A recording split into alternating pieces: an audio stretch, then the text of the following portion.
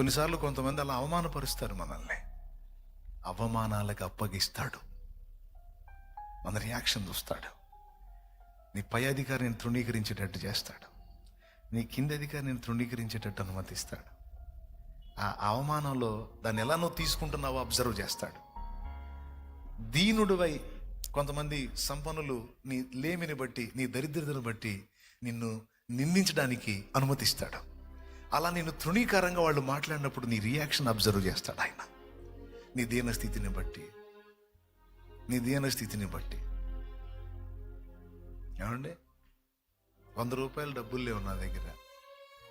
నా తోటి స్టూడెంట్స్ అంతా వెళ్తా ఉన్నారు, నా దగ్గర డబ్బులు లేవు. 100 రూపాయలు అడిగితే అవలా 10 పైసలకే తంతారు అక్కడ ఇంటికాడ. అడిగితే 100 రూపాయలు అంటే అడుగుతారు. అందరూ అగచాట్లలో ఉంటే నా కళ్ళ ముందు నా తోటి పిల్లలు అందరూ, చదువుకునే పిల్లలు అందరూ టూర్కి వెళ్తూ ఉంటే నిలబడి ఏడ్చుకుంటా నిలబడ్డాను నేను. ఇప్పటికీ నాకు ఆ సన్నివేశం అలా కనపడతా ఉంటుంది. ఎందుకు? టూర్కి నేను పోలేకపోయానని. ఆ పసితనంలో ఏడ్చిన ఏడుపు ఇప్పుడు ఇసుగు పుట్టిందాక తిప్పుతున్నాడు. తిరుగురా నీ ఓపిక అని.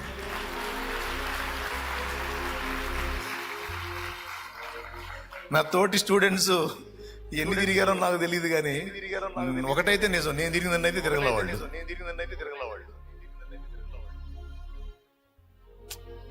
నీ బాల్య దినాలు మొదలుకొని నువ్వు అనుభవించిన అవమానాల అనుభవాలన్నీ అబ్జర్వ్ చేస్తాడు ఆయన. నువ్వు దేవుని ఎరిగిన తర్వాత కూడా నువ్వు కొన్నిసార్లు నిందించబడతావు, కొంతమంది చేత అవమానపరచబడతావు, కొంతమంది వాళ్ళకున్న స్థితిని చూసుకొని నీ మీద అతిశయపడతారు. అక్కడ నీ రియాక్షన్ చూస్తాడు. నువ్వు పెళుసుగా వ్యవహరిస్తావా, దీనురాలివై దీనుడివై తగ్గించుకొని పక్కకు వస్తావా, నువ్వు ఎలా రియాక్ట్ అవుతున్నావు అనేది అబ్జర్వ్ చేస్తాడు ఆయన. ఓ మందిరంలో ప్రార్థన చేసుకొని పండుకున్నాను నేను, దేవుడు ఏదన్నా దర్శిస్తాడేమో. ఒకవేళ నేను అక్కడ పండుకోవటం కరెక్ట్ కాదనుకో, ఓ చిన్న దైవజనుడు చెప్పొచ్చు, ఇక్కడ నుంచి లేచి పక్కకి వెళ్ళి అక్కడ పక్కన పండుకోయా, నువ్వు ఏదన్నా పండుకోవాలి, ఇది ప్రార్థించే ప్లేస్ అన్న. అతను వచ్చి, లే నువ్వు బయటికి పో, ఇంటికాడ పో అని, బయటికి బా అని నెట్టుకుంటూ వెళ్ళాడు, లేపుకొని వెళ్ళాడు.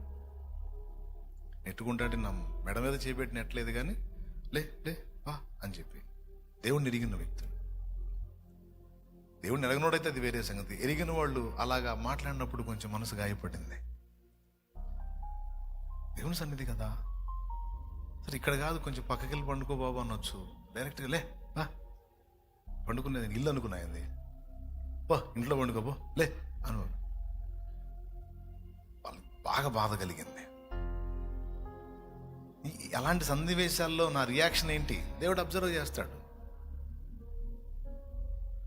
కొంతమంది ముఖం మీదనే నిందించారు, కొంతమంది నేను వస్తే కూటం దగ్గరికి వెళ్తే అప్పటిదాకా అక్కడ ఉన్న కుర్చీని తీపిచ్చారు. ఒక ఆయన తీపిచ్చాడు ఆ కుర్చీ, అతను వస్తున్నాడు, కుర్చీ తీసి పక్కన వేసేసాడు. అంటే వస్తే అతను కూర్చుంటాడు. అలాంటి సందర్భాలు, అలాంటి అవమానకరమైన ఘట్టాలు చిన్న చిన్నవి అనుకుంటారు మీరు చిన్నవి అనుకోవచ్చు, మీకు పెద్ద పెద్ద ఎదురవుతుండొచ్చు, నాకు తెలీదు. కానీ ఏదో నాకు గుర్తున్నాయి కొన్ని చెప్తున్నాను నేను.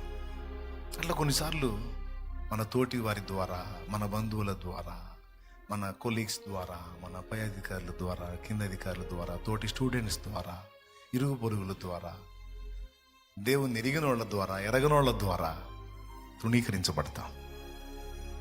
అలా తృణీకరించబడుతున్న వేళ మనం ఎలా రియాక్ట్ అవుతున్నామో దేవుడు అబ్జర్వ్ చేస్తాడు. ఆ తృణీకారాన్ని మనం మౌనంగా సహించి పక్కకు వచ్చామా, లేకపోతే వాళ్ళ మీద నిందించి తిరుగుబాటు చేశామా అనేది పరిశీలిస్తాడు. ఒక్క మాట కూడా నువ్వు అనకుండా మౌనంగా తగ్గించుకొని నువ్వు పక్కకు వచ్చింది నీకు మేలు. ఎందుకంటే ఆయన డిసైడ్ చేస్తాడు. ఇక ఆయన డిసైడ్ చేస్తాడు.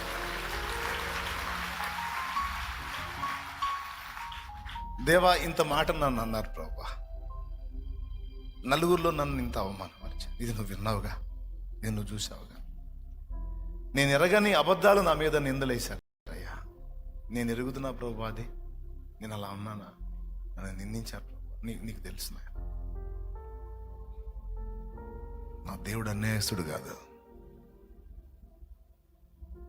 ఎప్పుడైతే మనం ఆ దీన మనస్సుతో దేవునికి వెళ్ళి చూసామో రాసి పడేస్తాడు, అయిపోయింది ఇంకంతే. దేవునికి మహిమ కలుగును కాదు. ఇక నేను చెప్పడం కాదు, ఇందాక చెప్పాను కదా, 15 పైసలు గుడ్డు ఎక్కడ, డీసీఎం వెహికల్కి గుడ్లు ఎక్కడ, ఆ షాప్ అంతే ఉంది.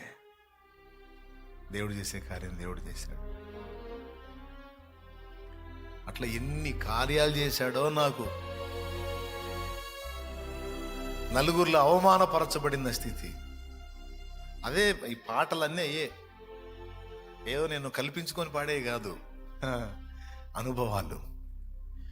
పలుగాకి లోకం నిందించిన ఏకాకివై నీవు రోదించిన, పలుగాకి లోకం నిందించిన ఏకాకివై నీవు రోదించిన, అవమాన పర్వాలు ముగిసేనులే, ఆనంద గీతాలు పాడేవులే, నవ్వినోళ్ళంత నీ ముందు తలను వంచేదు ఇక ముందు, నవ్వినోళ్ళంత నీ ముందు తలను వంచేదు ఇక ముందు.